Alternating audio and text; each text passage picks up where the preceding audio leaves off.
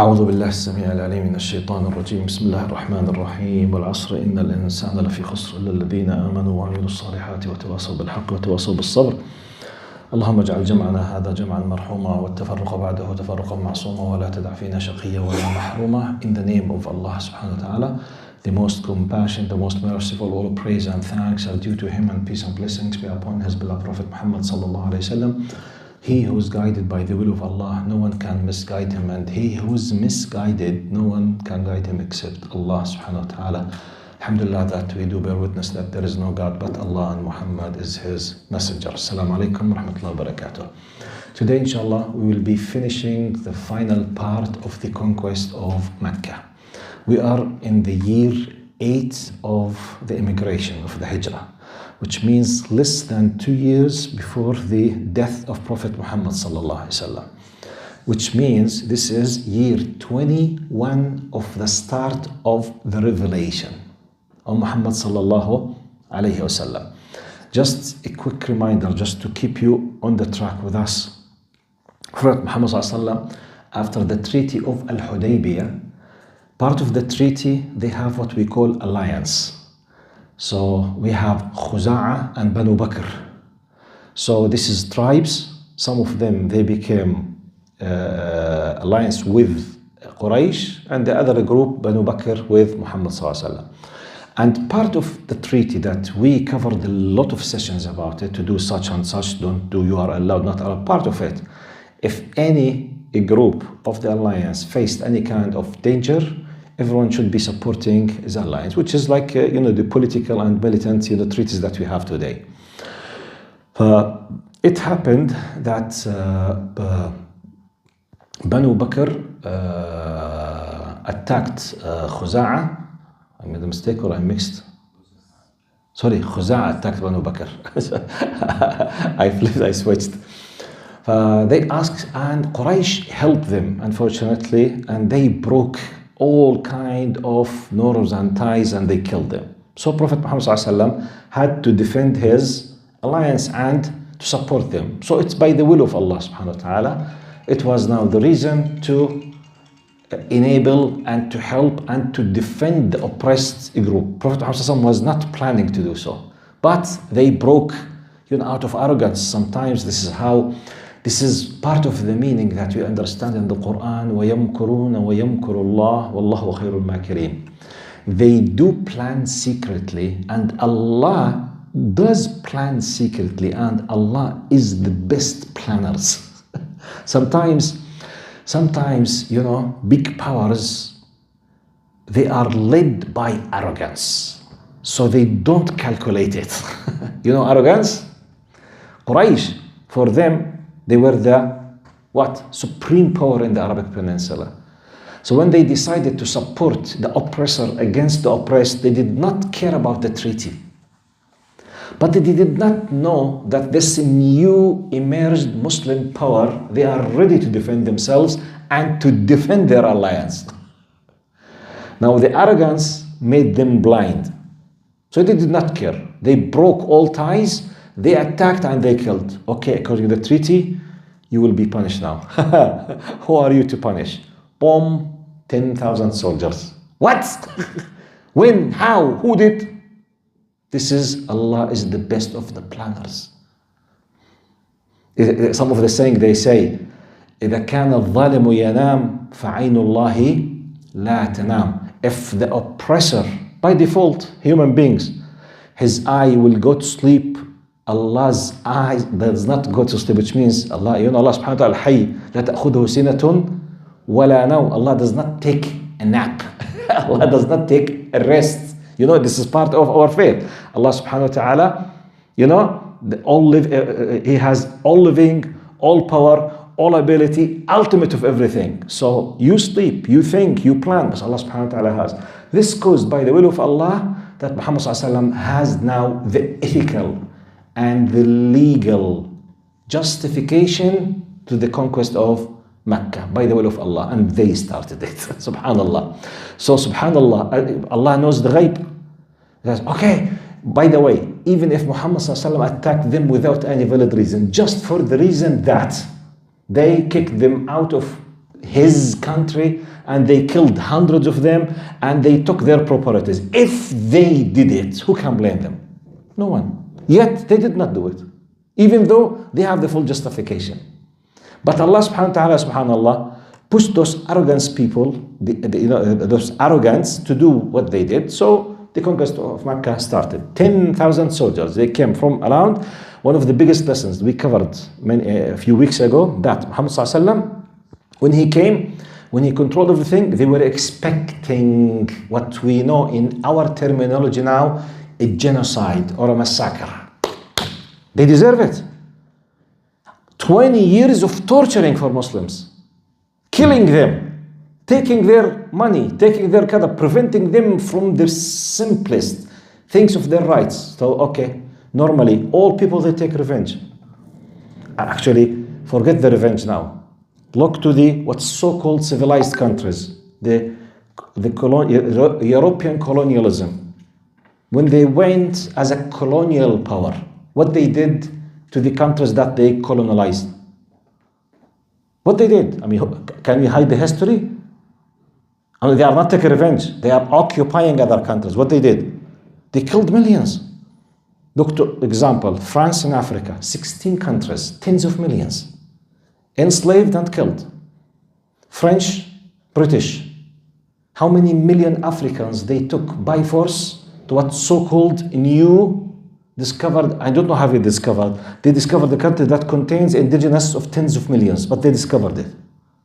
But they discovered it, okay? It contains about 180 millions indigenous people, but they discovered it.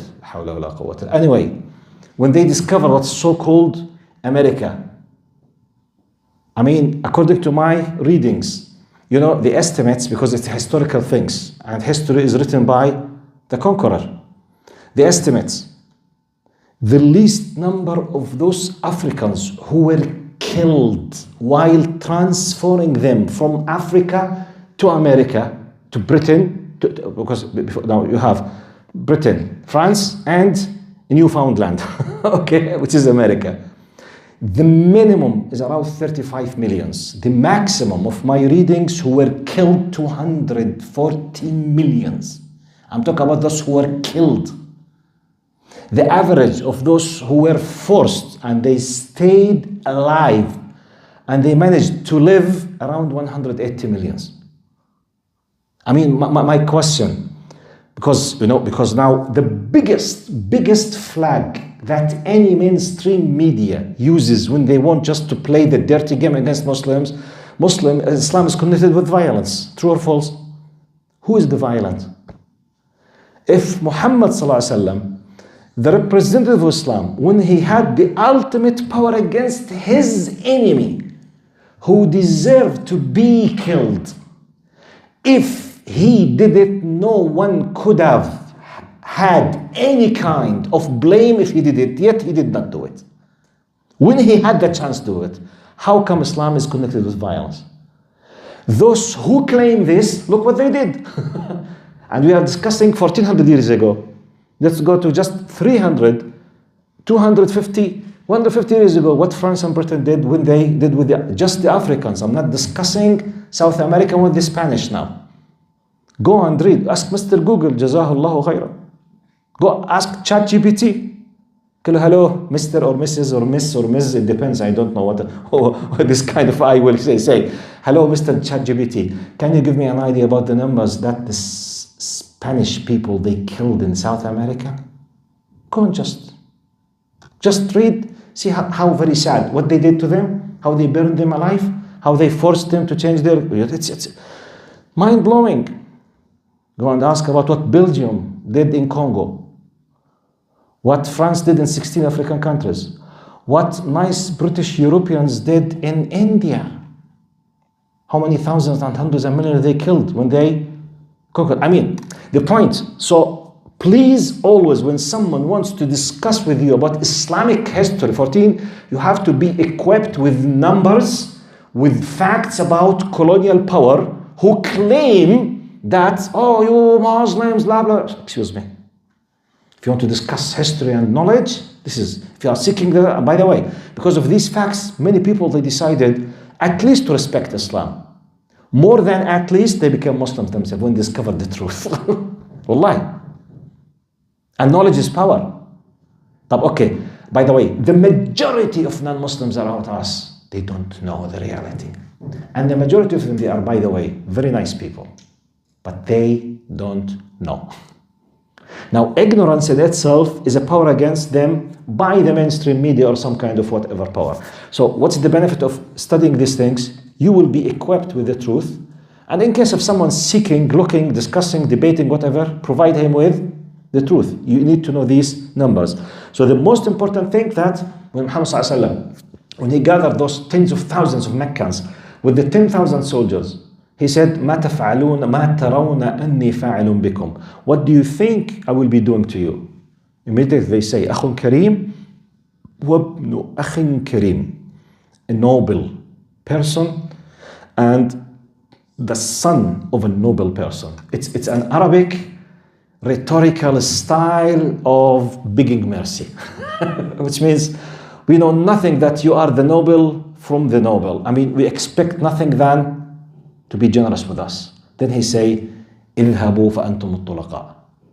You are free. Nothing happened.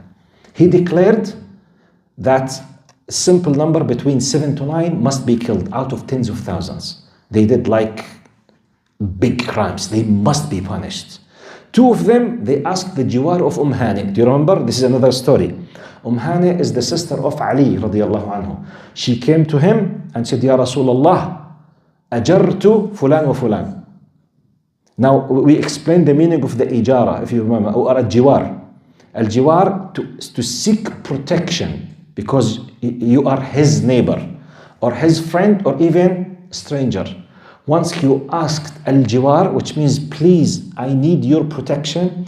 If you said you are under my protection, it will be an ethical and a social legal right that he must be protected.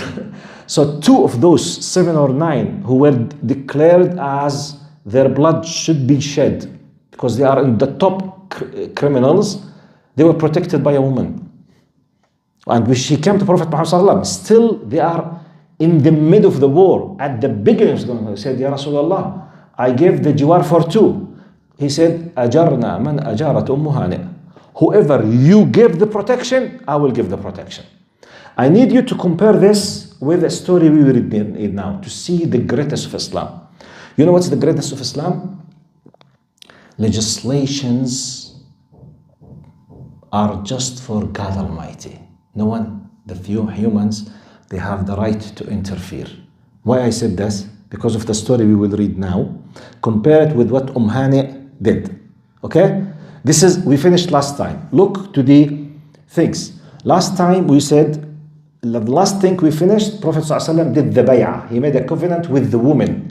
Aisha says, Wallahi ma massat yaduhu Rasulullah yada mira'atin qat. He said he made the covenant with women, but he did not shake hands with them. He did not touch physically any woman. This is the last thing we finished last time. From the incident that happened, people started to come to Prophet Muhammad ﷺ and started making the bay'ah. I say, I bear witness that there is no God but Allah, and I give you the covenant to be a Muslim and to be a true Muslim and not to be a hypocrite or to be a liar or to work against you. You know, this is a big, like it's like signing a contract. Like we do now.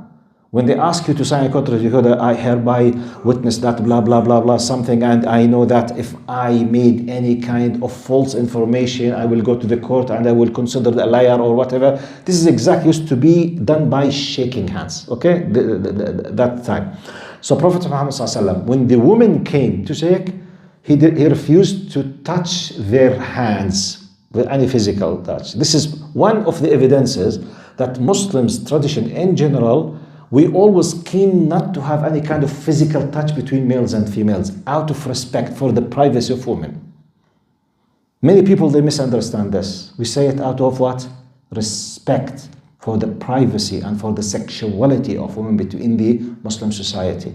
Because sometimes they keep saying, you know, Muslims, high look down. No.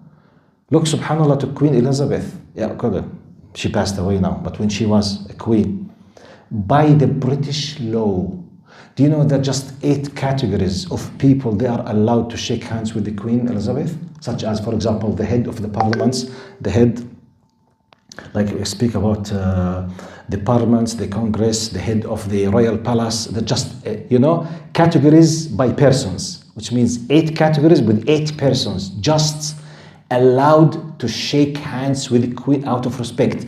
The rest of the people, by law, they have no right to shake hands with the Queen out of respect for her majesty and privacy. Subhanallah. No one says, oh, but this is backwardness. Oh, this is against the rights of Queen Elizabeth. No one said it. La ilaha illallah. What's this? Double standard. In other words, hypocrisy. You know hypocrisy? What? Some people, especially the secular Arabs, wow, look how great the British law is out of respect. Wow, we are not allowed to touch the Queen. Wow, okay. A Muslim woman, you are not allowed to touch. A'udhu billah, this is backwardness. We should be shaking hands and double standard. Inferiority complex. You know the inferiority complex? Have you heard this? Yeah? Inferiority complex. When you feel that you are inferior, you look to the conqueror as a superior. Whatever he, she, they do, whatever. So if you did something, no. Whatever they did, it's acceptable. Anyway, for us as Muslims, we don't care what the people think. In Islam, Muslim men and women, they should not be physically touching each other. But we have exceptions. In the medical field, it's an exception. A female is in need for any kind of medical treatment, it's an exception. Okay? The police person, even if she's wearing the niqab, he wants to check the identity, no problem. Security points, they want to check that this is, no problem. But generally Muslims, they are not, shaking the hands. Actually, for us as Muslims, it's not shaking the hands, it's the physical touch in general, okay? Any kind. That's why when you talk about mixed parties or something, and the khalwa, we have a hukum in Islam that many people, they don't know, hurmatul khalwa. Khalwa, it's an Islamic terminology, means any stranger. Stranger is a terminology in the Islamic fiqh, means any person who is allowed to marry a female, he is a stranger for her in the Islamic terminology. We call ajnabi. Yani, for a woman, a Muslim woman, by default, males on earth, they are divided into 2 categories for her. Any Muslim female, men on earth, for her 2 categories, maharim and ajanib. Maharim from the word mahram. Mahram means the categories of people that it is ultimately prohibited for her to get married from. This category means the father, the son, the brother, the paternal, the grandfather, paternal and maternal, the grandson, paternal and maternal. All of those categories they called maharim. It's completely prohibited to marry. This category of maharim, they can all see each other. They can travel. They can see her without the hijab. They can sit alone. They can. Apart from the maharim, every single adult male on earth is called in Islamic terminology ajnabi. A foreigner or a stranger. A foreigner or stranger in Islamic means he is allowed theoretically to marry. This ajnabi or foreigner, it's prohibited for him to sit with this female alone in a place fully secured without having any access for others to see them. It's called khalwa by default. But my intention has nothing to do with the intention. Once a foreigner female with a foreigner male, if they sit together in a place isolated from any kind of access to be seen by others, they are committing a sin. What? Yes. In Islam, Islam is based on preventive systems before being a curative system. دين الإسلام وقائي قبل أن يكون علاجيا. We don't wait for the disaster to happen, then we start providing solutions for the disaster. No, because it's not we, it's Allah. Allah designed the system so that it prevents whatever bad, evil things to happen before it happens. That's why al-khalwa, it's to cut the road for any kind of consequences bad, which we can witness around us in the world. What consequences? Abortion. How many millions? Do you have an idea? What is abortion? By the way, abortion happens because of what? Because of sexual relation between men and women. Mainly. But why this happens? Because the free, open relations. This is just one aspect. Just one aspect, which is prohibited in Islam completely. You can't have any relation with any female except through marriage in Islam. Period. That's it. No way. When it was broken by East, West, North, South, one aspect, abortion. What is abortion? What is abortion? Direct intention of murder. What's abortion? A living human being in the womb, by force, it is taken and cut to pieces and thrown to rubbish bin. What's this? Is this killing or not? It's abortion. What's abortion? Because a man and a woman, they decided to enjoy 15 or 10 minutes of intimate relation. Someone else, a human being, will be thrown in the rubbish bin and will be killed. Do you have an idea? Millions on a yearly basis. Millions. By the way, I'm talking about the official records, millions. The non-recorded by officials, Allah Alam knows. Just to give you a simple, because I memorize it. When I was doing my PhD in the UK between 1997 2003, I remember when I reached there that it was commonly known there in the UK. Allahumma salli ala Sayyidina Muhammad. 97, yes. That we remember. In 1976, abortion by law was allowed in the UK. 1976, okay? Which means less than, 21 years before I reached the UK. In 21 years, in the UK, official records of abortion cases in the official clinics, 5 million cases. I'm talking about 30 years ago. Just in the UK, official record, 5 millions. But non-official, at least half of them, 7 millions. 7 millions in 20 years in one country. We're not discussing Spain, France, Germany, Canada, America. Can you imagine? Can you imagine what does it mean? This means when I'm speaking with you now, I have started my speech since about 20 minutes.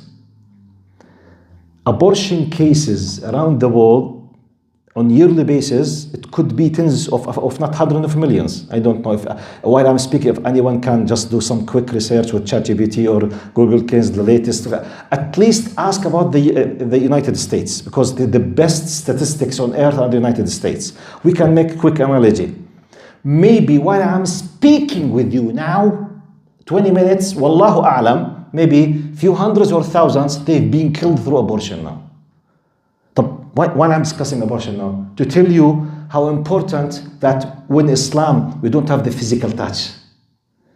It's the idea, not the physical touch. It's a full package of respect, the privacy, because Allah is the designer of the system. Okay? Then, look what happened. In that same day, a theft happened. What? A theft. Who did it? A woman. Are you with me?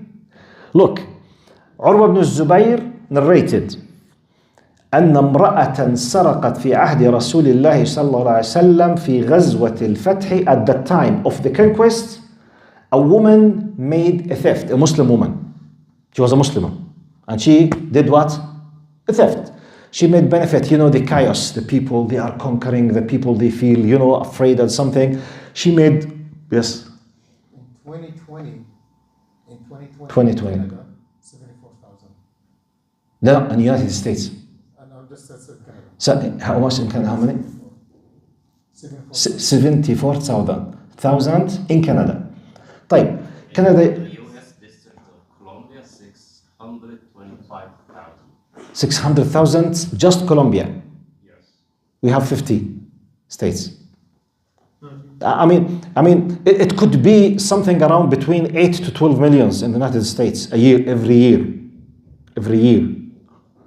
Can you imagine if we talked about general world, or at least Western world? Maybe on a yearly basis, you'll talk about 35 millions. What? You know what does that mean?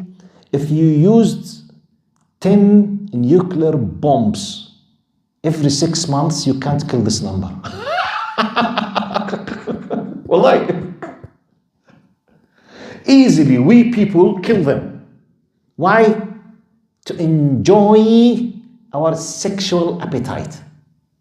This is when the human beings have the right of legislation, when they put tashri'ah, which means, okay, it's okay. No, it's not okay. Who decides? The Creator, not me or you.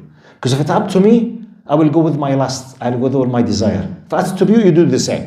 Allah does not play this game. That's why we need Islamic teachings.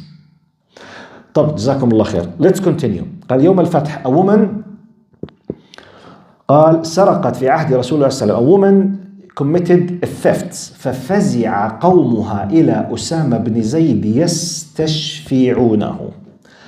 They know the Islamic legislations, she will lose her hand. This is had now.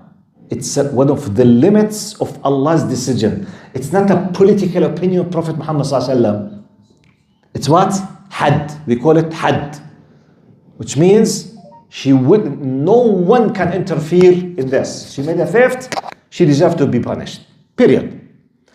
Now immediately, Prophet, her people, her tribe, they went immediately to Usama. Who's Usama? Usama ibn Zayd. He used to be who? He used to be called Usama bin Muhammad. Before Islam, he was adopted by Prophet Muhammad sallallahu alaihi wasallam. When Islam came, Islam refused the اللهم صل على سيدنا محمد. شو التبني بالإسلام? Adoption. صح ولا صح? Yes, refused adoption in terms of attributing your name with the people. But Islam did not refuse adoption in terms of taking care and giving the shelter and the money. But you have no right to mislead the people by thinking your non-biological son is your son. Should not be attributed to the name, because biologically he's not your son. It should be clear to the people that I adopted this person, I'm taking care of him, but he's not my biological direct son. Or otherwise, in Islam, this is a cheating and misleading in the lineage. Okay, this is the idea. Anyway, so when Islam came, he was commanded by Allah to declare that this is not Usama bin Muhammad, he is Usama bin Zayd. He was one of the closest people to the heart of Prophet Muhammad sallallahu alaihi wasallam. He loved him so much. So when this woman committed the thefts in the midst of, the conquest of Mecca, they immediately went to Usama, asking him, begging him, Usama, please try to, speak with Prophet Muhammad. Maybe he will just, close his eye. He will just forgive her. Look what happened now. قال تلون قال عروة, the narrator says, فلما كلمه أسامة, when Usama spoke with Muhammad صلى الله عليه وسلم, تلون وجه رسول الله فقال صلى الله عليه وسلم أتكلمني في حد من حدود الله. His face became colored, which means very red out of anger. He became so angry. When you became angry, your face becomes what? Red, because of the blood. Blood comes flushing. He said, قال فتلون وجه رسول الله. He became very red out of anger. He said, Ya Osama, are you arguing with me with one of the limits of Allah subhanahu wa ta'ala? قال أسامة استغفر لي يا رسول الله. Usama then said, please Ya Rasulullah, ask forgiveness because I did a big mistake.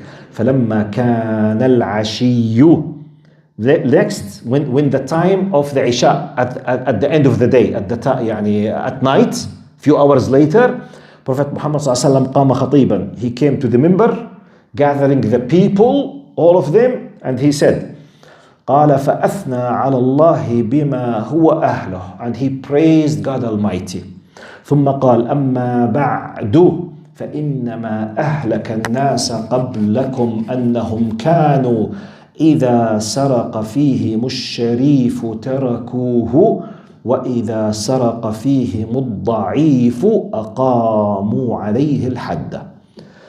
He wanted to fix a big ethical concept has to do with justice. He said, be aware that one of the main reasons why the people before you, they were perished, they were demolished, they were destroyed, that they used to look to the people as classes. If the honored and noble people, they committed a crime, they used to close the eye because he's a noble person, he should be forgiven.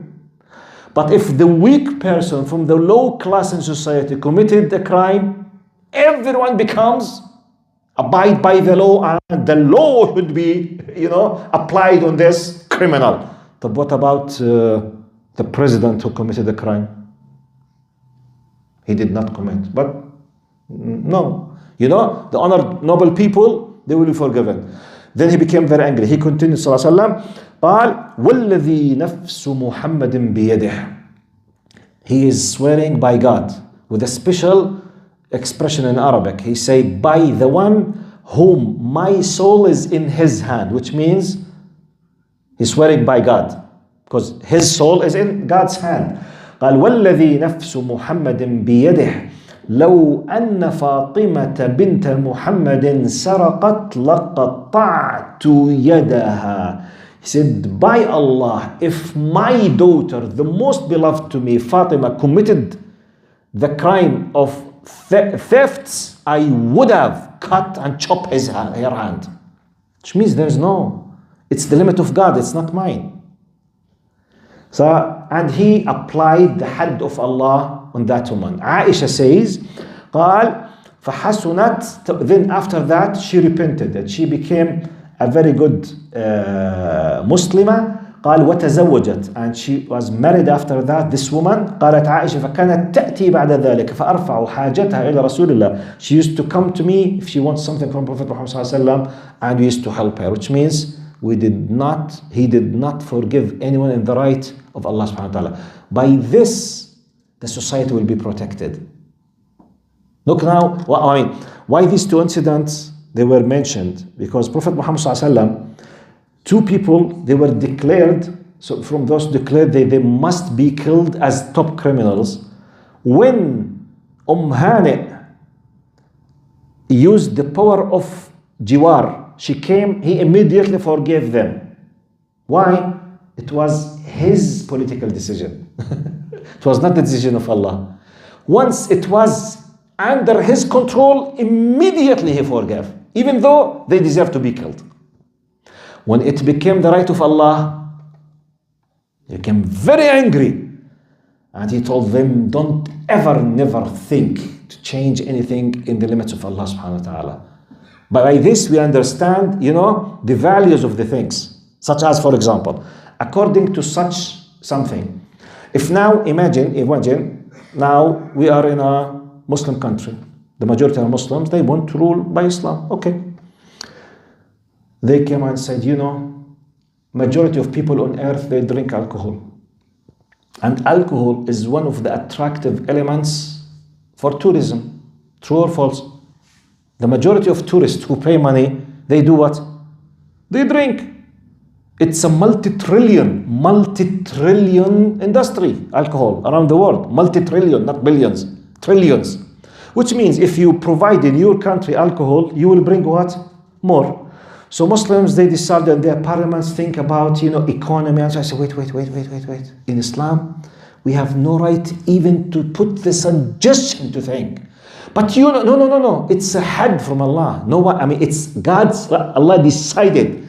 that it's not just drinking alcohol haram, manufacturing alcohol is haram, selling alcohol is haram, buying alcohol haram, transferring on your truck is haram, dealing as a mediator, paying the money, providing the factory with the apple or with the whatever material to make, you are committing a sin, major sin, completely prohibited. No one has the right even to discuss it. No. Fornication, adultery. Does it bring tourism or not? In reality, forget haram and halal, generally speaking. Yes? No, seriously. What is the main source of economy in Bangkok, Thailand? Do you know? Do you know? Yeah. What about Dubai?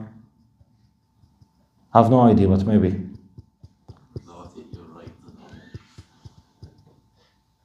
You know, no, don't go far. Do you know the Red District in Amsterdam, Holland? Have you heard about it? Go and read. I mean, it's not me. Forget me. Go and ask Sheikh Google. What is the Red District? And ask about the billions.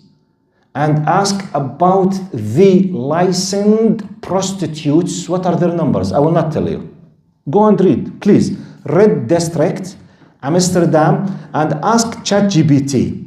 What is the percentage of economy of Holland through the Red District? Come to me next week.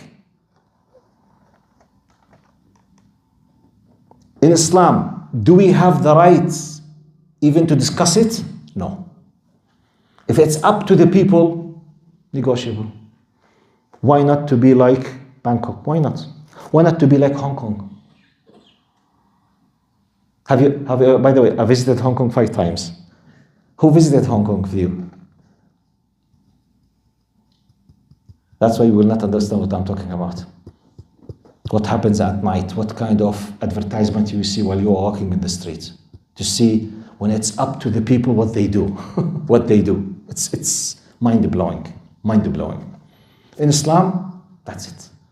But who will benefit if alcohol is not sold, if prostitution is completely banned and prohibited, if interest is not allowed, people will benefit or will suffer? What is one of the biggest reasons of suffering for the people in the West now? Let's speak about Canadians. One of their biggest elements of pain, what is it? Interest. Most of the people, they are just living, may God protect me, interest rate goes up, immediately mortgage will happen what? But, my monthly mortgage was 2,500, I'm able. Now I'm paying 4,050. Interest. What's this? You were thinking that in 15 years, you started buying your house at the age of 25. You were planning to finish the price of the house at the age of 40. Now you discover that you might be approaching 55, 60, hardly to finish to pay. Why? Interest. What's interest? A tool of what? Enslaving the people. Who prohibits interest on earth? Just Muslims. If zero interest policy system applied, people will feel happy or miserable? Happy. I'm not talking about Muslims, non-Muslims. Non-Muslims. As I always keep asking, if the policy of having any kind of sexual relation outside marriage is prohibited, women on earth will feel, wives will feel happy or miserable when they know that their husbands will not cheat with them and they will not do these things. Will feel happy or not happy? When men on earth, they know that their biological sons, they are their biological sons, they feel happy or miserable? Seriously, I'm asking. Do you know the program of the United States, the very famous program, You Are Not the Father? You know it? You Are Not the Father. Do you know it? Who knows this program? No, please. Now you have two tasks tonight. The first task, go and ask about the red district, okay? But so as not to think that I'm exaggerating. Second task, just ask Google or ChatGPT. He said, please give me an idea about You Are Not the Father series of American program, okay? Just have an idea, what is it? It's another mind-blowing. All of these disasters that people are facing in Islam, by default, it's what? It's not allowed. So the law will be designed that none of those people will be allowed. Who will benefit? The majority of the people. Definitely some people will suffer. People of power, people of benefit who do not care. Just always you find these people who can, many people, they feel happy when war happens in any country because they sell weapons, for example. They don't care. I'm not discussing about those people, okay? Those who sell alcohol will benefit, but those who drink alcohol, one of the biggest reasons of people losing their lives, drinking under the influence of alcohol. Can anyone with brain tell you that drinking alcohol mostly is beneficial? No. One of the biggest reasons for crime committing, for hitting badly husbands against their wives after they come drunk all over the world. Car accidents, alcohol. And you have tens of possibilities. You are not allowed to be a captain, a pilot if you have a truck. You are not allowed to drive if you have alcohol. This is a scientific evidence that this is a disaster. Yet, for the human beings, the drive, is it the harm or their own benefits? Some of them, they don't care about the harm. Allah has designed the system to take care of us. When we have the power, our interest is our power and money. We don't care how many people will be killed. Because of that, you understand the value of the Islamic teachings. Wallahu a'lam. So this was one of the most incident, and by this, and I think, the last one. So the last incident, and I think inshallah, and by the way, I'm picking and choosing less than 10% of the incidents because it's huge details. I'm just something. Let me finish with this.